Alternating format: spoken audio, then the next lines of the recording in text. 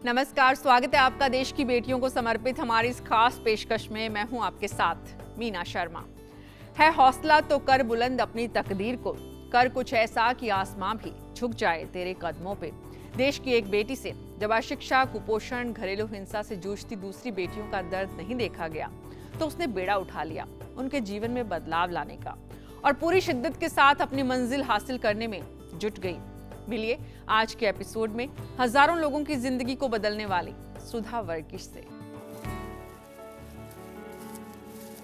चूहे पकड़ना, चूहे मारना और चूहे खाकर भूख मिटाना। चूहों की तरह ही जिंदगी बिताना और एक दिन फिर चूहों की तरह ही मर जाना।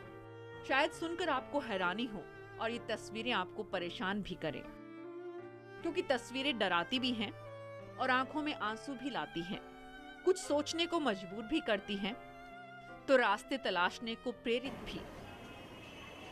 और ऐसे ही रास्ते निकालने का फैसला किया साइकिल वाली दीदी ने। बिहार के दानापुर की सुधा दीदी और उनकी साइकिल। लगभग 50 बरस से जारी है ये सफर, जिसका मकसद है दुनिया की सबसे पिछड़ी कौमों में से एक मुसहर जाति के लोगों को समाज की मुख्य धारा से जोड़ना।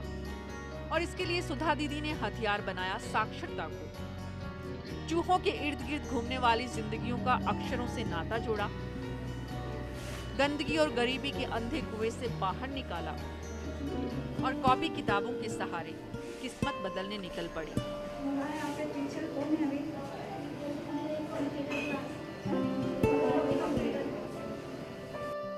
अपने पैरों पर खड़े होने और सिर उठाकर चलने की इस लड़ाई की शुरुआत 1965 में हुई।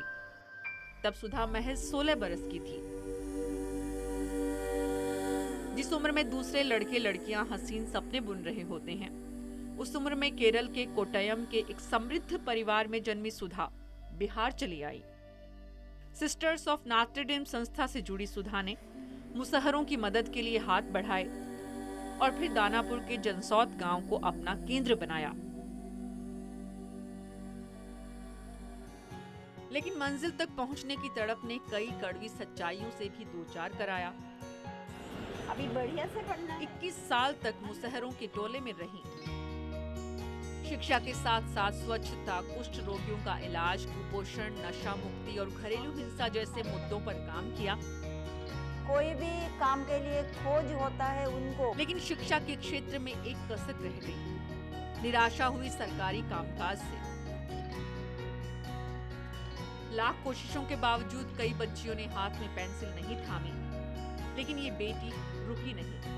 कूड़ा घर और भीख को छोड़कर स्कूल और गर्ल्स हॉस्टल को मंदिर की तरह पूजा। पढ़ाई के साथ साथ आत्मरक्षा के लिए मार्शल आर्ट सीखी और विदेशों तक परचम लहराया। गूंज देश की राजधानी दिल्ली तक पहुंची। सुधा के संघर्ष को सराहा गया और 2006 में राष्ट्रपति ने पद्मश्री से सम्मानित किया।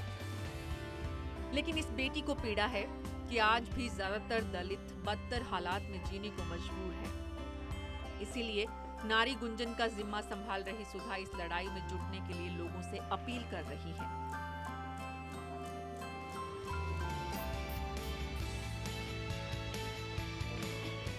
यानी दिल मिलेंगे तो मंजिलें भी मिलेंगी और आगाज अच्छा हुआ है तो अंजाम भी अच्छा ही होगा।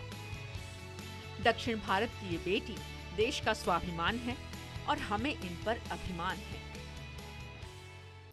पिछड़ेपन के चक्रव्यूह में घिरे हुए लोगों की मदद करना और उन्हें विकास की तरफ आगे बढ़ाना, ये काम आसान नहीं, लेकिन सुधा वर्गीस ने अपने दृढ़ विश्वास से इसे कर दिखाया। तो कल आपको मिलवाएंगे हरियाणा में तैनात एक ऐसी पुलिस ऑफिसर से जिनके काम को राष्ट्रपति ने भी सराहा है। बस आप देखते रहिए। अब के बरस मोहे बिटिया ही दीजो।